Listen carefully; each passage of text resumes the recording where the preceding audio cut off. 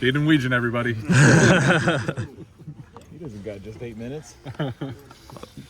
Cade, I know there's some big goals going into this season, right? College football playoff, Big Ten championship, and it kind of seems like those opportunities are less likely now. How do you stay focused? How do you keep the team focused going forward? I mean, I think Coach Ferentz does a really good job of keeping us focused on just improving, and kind of the results are the results. But if we're not getting better every single day, then eventually like the results aren't going to add up. So I think for us, we're just continually trying to get better. I mean, whether, win or lose, whatever the results are, we're just trying to get better every single day. And as competitors, as football players, that's all we can do. What were kind of the correctable things you saw on film? There's kind of a lot of correctable things. I think, for me, I think I could have, I missed a couple throws early.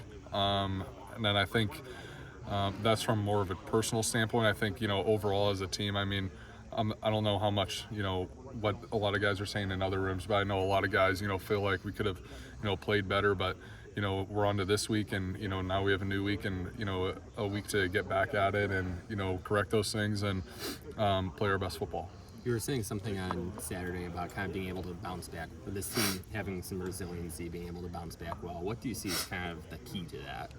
I think it's just a lot of mental toughness. I think, when things don't go good or you're faced with adversity, it takes experience or mental toughness and really just a lot of motivation and desire to be good. And I think, this team and this unit has showed that.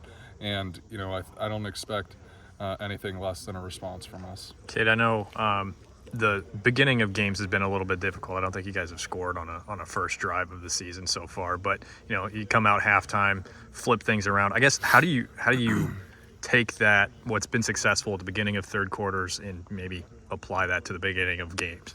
I think a little bit of that success is that we're comfortable with what we're seeing. I think for us to, we're really comfortable. I think going into halftime, like once we're able to make the adjustments, then we know exactly, what we need to do in the second half. So I think that's a good sign, of what we're doing in the second half. But I think overall, I don't know, a lot of things add up to not scoring or not, getting the drive. But I think, just the faster that we can find rhythm, that's the biggest thing for us, because once we catch rhythm, then, one thing adds to the next and we start moving the ball pretty fast. The cliche in college football is the 24-hour rule, but the fact of the matter is everybody on this team is human. They all handle losses differently.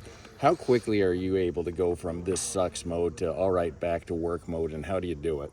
To be honest, I don't think you have an option. Whether you feel like, the 24-hour rule is in effect or not, you have to be able to move on and you have to be able to bounce back. And I think, for every one of us, obviously, we have a lot of guys who've put in a lot of work and have spent a lot of time and who really have put it, just so much effort into this season and then their work. And I think, obviously it's difficult when we lose, but that's the game, is that we have to be able to play, and we have to, we're a bunch of resilient guys and we have to use that. And I think for us, the leadership that we have on this team is a representation of that resiliency. And I think, it takes guys like that to keep it moving forward. Hey, Cade, how tough are you on yourself personally? And, when things don't go well, do you put pressure on yourself? Are you one of those guys that's tough on yourself? Absolutely. I'm my biggest critic. I know exactly, when I mess up or, when I should have done something better. And I think, that's just the standard that I've always held myself to. Do you ever look back at a game and say, I could have ran there, I could have used my legs? And are you as comfortable doing that now as you were prior to 2 knee surgeries? Really, I wasn't able to, throughout my entire career, other than high school, I haven't been able to break tackles or do stuff in the pocket that I've already done this season. And at this point, I'm very comfortable with moving around. But I think, I don't look back and, for the most part, it's usually, okay, was I on time here? Very rarely is it a case when, if I should have ran, then that means, no one was open and I couldn't have given it. But at the same time, I feel like I could, with my accuracy, I can give a guy a chance or something. So I think, as far as me physically, I think I'm very comfortable with running and moving and all that stuff. So, despite surgery or not, I feel like I'm in a better place physically than I ever have.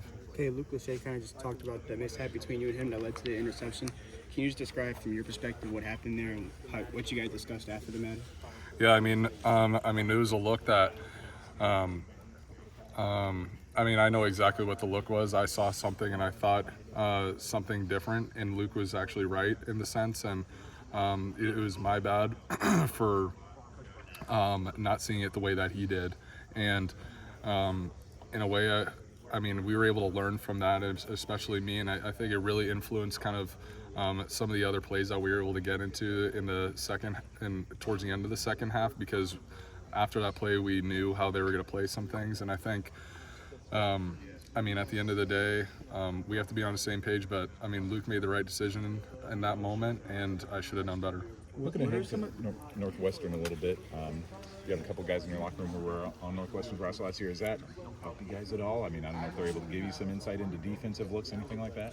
Yeah, there's a lot. With the portal and everything, there's guys who are coming from different programs and who have had different experiences. And I think, obviously we have Jacob and Soli that have been on that team before, and I think it's just easier that they give us a little extra insight. I think as any, because they're a part of our team now and they're trying to help us win and they're doing everything that they can. So whatever knowledge and information that they can come up with or that they think can help the team, I'm sure that they're going to say that.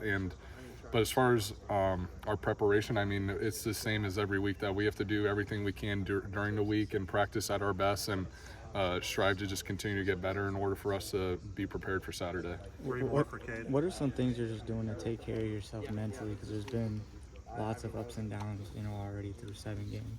Yeah, one of the biggest things is I've relied on my faith, and I've also relied on a lot of important people in my life.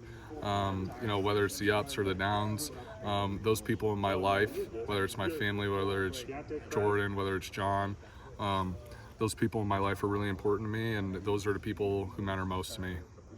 How's Nana doing? How's Nana doing? Yeah, she's doing good. Yeah, she wasn't able to make it to. They had plans to come out to one of the games, but sadly she wasn't able to make it. But I look forward to seeing her soon. What do you think the offense needs to do to score coming off of when the defense forces turnovers? It kind of has a different play of whether where the location is on the field and how that can affect. At the end of the day, we have plays that we know that we want to get called, and in a time of a turnover, I think it's just overall. That's just more of complementary football that we have to be able to capitalize when the defense puts us in a good situation like that.